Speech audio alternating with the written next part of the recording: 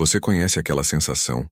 Aquela que aparece sem avisar, geralmente no final do dia, quando a casa finalmente silencia e você desbloqueia o celular sem nenhum motivo real. Você desliza o polegar pela tela, passa por rostos, manchetes, vídeos de 15 segundos, e de repente percebe que já se passaram 40 minutos e você não consegue lembrar de uma única coisa que viu. Não é distração, é algo mais fundo. É como se uma parte sua estivesse ali, obediente, cumprindo o ritual, enquanto outra parte, uma parte mais antiga e mais silenciosa, estivesse em outro lugar completamente. Parada, esperando, quase sufocada. Você é geração X, e existe algo acontecendo dentro de você que ninguém nomeou direito até agora. Não é preguiça. Não é resistência à tecnologia. Não é saudade boba de um tempo que já passou. É algo estrutural. Algo que mora na forma como o seu cérebro foi montado, sinapse por sinapse, durante uma infância que o mundo parece ter decidido fingir que nunca existiu, porque você foi a última geração a ser moldada inteiramente por um mundo analógico, e a primeira a ser jogada, sem manual e sem aviso, dentro de uma realidade digital que nunca para, nunca desliga, nunca permite que você simplesmente não esteja disponível.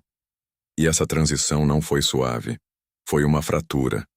Você só ainda não ouviu o estalo porque o barulho ao redor é alto demais. Tenta voltar. Não com nostalgia. Não com aquele filtro dourado que as redes sociais colocam sobre qualquer coisa que tenha mais de 20 anos. Volta com honestidade. Volta para a textura real daquilo. Você cresceu em um mundo onde o tédio era uma presença física. Não o tédio ansioso que você sente hoje. Aquela coceira de pegar o celular quando a fila do mercado demora 30 segundos. Era um tédio largo, aberto, quase perigoso.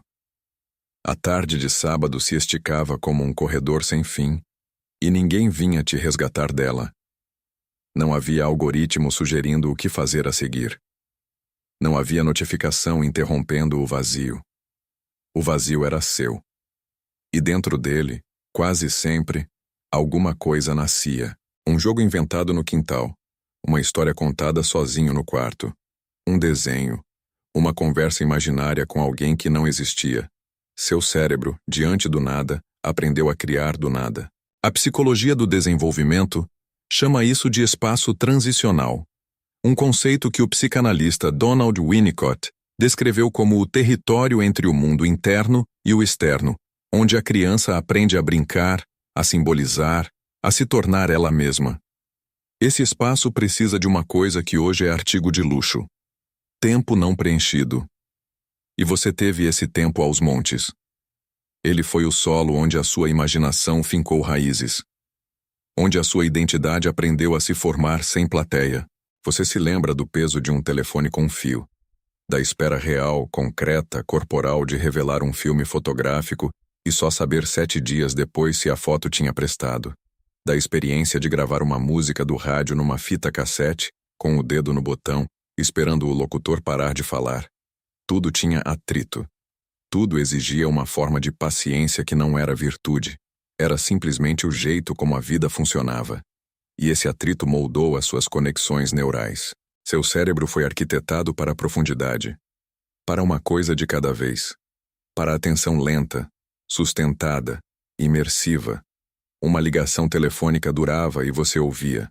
Um programa de televisão passava no horário dele e você esperava. Uma conversa acontecia olho no olho porque não havia outro lugar para olhar. Seu sistema nervoso foi calibrado por um mundo que se movia em um ritmo completamente diferente do mundo em que você está sentado agora. E aqui é onde a história começa a doer. A transição não veio com um aviso. Não houve um momento em que alguém sentou na sua frente e disse: "Olha, a partir de agora, tudo o que você conhece sobre atenção, presença, silêncio e espera vai ser desmontado." Ninguém te preparou. Um dia você estava gravando fita cassete. No outro você estava configurando um e-mail. Em seguida veio o celular. Depois a internet no bolso. Depois as redes sociais. Depois o fluxo infinito de informação, opinião, estímulo, cobrança, comparação. 24 horas por dia, 7 dias por semana, sem botão de desligar. E você se adaptou. Claro que se adaptou. Você aprendeu a usar cada ferramenta, cada plataforma, cada atualização. Você não é um tecnófobo perdido no tempo. Você é competente. Mas existe uma diferença brutal, que a neurociência reconhece, entre aprender um sistema e ter sido formado por ele. Você fala digital como quem aprendeu um segundo idioma na vida adulta. Com esforço, com tradução mental constante, com um leve sotaque que nunca desaparece. As gerações que vieram depois de você são nativas. Para elas, o fluxo constante de informação é o estado natural. Para você, é uma adaptação permanente. E adaptação permanente tem um custo. Existe um conceito em psicologia cognitiva chamado atenção parcial contínua. Foi descrito pela pesquisadora Linda Stone e se refere ao estado de estar sempre semi-alerta a tudo e plenamente presente a nada. Você não nasceu nesse modo. Você foi colocado nele, e o seu cérebro, que foi construído para mergulhar fundo em uma coisa só, agora é forçado diariamente a flutuar na superfície de dezenas de estímulos simultâneos. O resultado não é apenas cansaço. É um tipo específico de esgotamento que o sono não resolve. Uma fadiga que mora na atenção, não no corpo. Você dorme e acorda com a sensação de que já está devendo algo.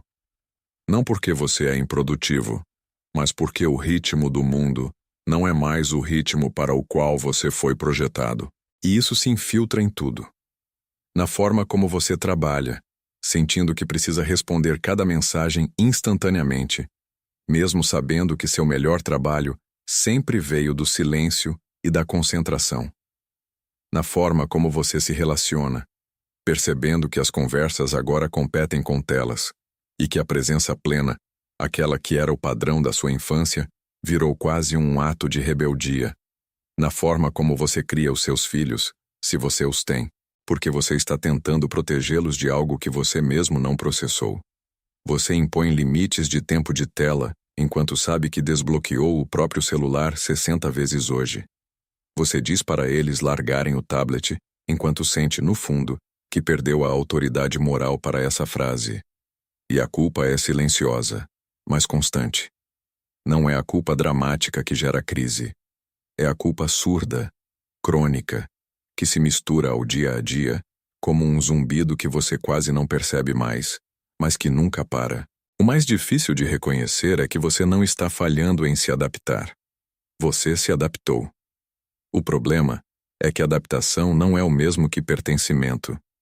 E existe dentro de você uma solidão muito específica que vem dessa diferença.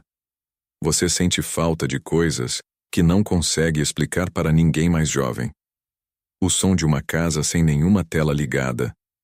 A liberdade de ser inalcançável. O peso de uma fotografia impressa.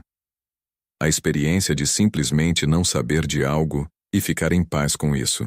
Essas coisas não cabem numa postagem. Não viram trending topic. E quando você tenta falar sobre elas, corre o risco de ouvir que é saudosismo, que é resistência, que o mundo mudou e você precisa acompanhar. Mas não é saudosismo. É algo muito mais sério. E é aqui que você precisa parar e ouvir com atenção. O que a geração X carrega e quase nunca reconhece é uma forma de luto. Não o luto por alguém que morreu. O luto por um modo de existir que o mundo deixou para trás sem cerimônia. A psicologia chama isso de luto ambíguo, um conceito desenvolvido pela terapeuta Pauline Boss. É o luto por algo que não está claramente perdido, que não teve funeral, que ninguém validou como perda. A coisa ainda existe em fragmentos, em memórias, em sensações, mas não funciona mais como funcionava. E você não sabe se tem o direito de sentir falta, porque todo mundo ao redor parece estar seguindo em frente. Esse é o luto cognitivo da geração X. É a dor de ter construído uma identidade inteira em um mundo que operava por paciência, profundidade, silêncio e presença. E agora ser obrigado a performar essa identidade dentro de um sistema que valoriza velocidade, superfície, ruído e disponibilidade constante. Os valores que formaram você, a capacidade de esperar, de sustentar a tensão, de tolerar o vazio, de confiar no contato humano direto, não são defeitos. São habilidades reais, poderosas, que o seu cérebro desenvolveu ao longo de décadas de prática. Mas o mundo atual as trata como se fossem obsoletas, como se você estivesse carregando uma moeda valiosa que ninguém aceita mais. E aqui está o insight que talvez mude a forma como você se enxerga. Você não está ficando para trás. Você está operando com um sistema nervoso que foi construído para um tipo de profundidade que o mundo digital não consegue oferecer. Aquela fadiga que você sente não é fraqueza. É o atrito entre duas arquiteturas internas que nunca foram feitas para funcionar juntas. O barulho constante não te incomoda porque você é antiquado. Te incomoda porque a sua fiação neurológica sabe, em um nível que antecede o pensamento consciente, que presença real não funciona assim. Que conexão verdadeira não acontece em fragmentos de 15 segundos. Que o tédio que te ensinaram a eliminar era, na verdade, o berçário da sua criatividade. Você não precisa se adaptar mais rápido. Você já se adaptou o suficiente. O que talvez precise agora é de algo que nunca se deu permissão para fazer. Reconhecer a perda. Parar. Olhar para trás não com nostalgia, mas com honestidade e dizer: isso que eu sinto não é fraqueza. É luto. E luto legítimo. Pela forma como eu aprendi a prestar atenção. Pela forma como eu aprendi a estar presente. Pelo mundo que me ensinou que silêncio não era vazio, era espaço. A pergunta mais corajosa que você pode se fazer agora não é como eu me adapto melhor. É o que eu perdi nessa transição que nunca me dei permissão para sentir falta. Essa pergunta não tem uma resposta limpa. Não vai caber num post. Não vai gerar likes. Mas ela pode fazer algo que nenhum algoritmo consegue.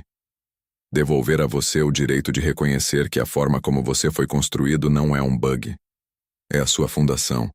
E talvez, só talvez, o mundo que corre tão rápido precise desesperadamente de pessoas que ainda sabem o que significa parar. Você não está atrasado. Você é a prova viva de que existia um outro jeito de estar presente. E esse jeito não morreu. Está apenas esperando que você pare de pedir desculpas por ele.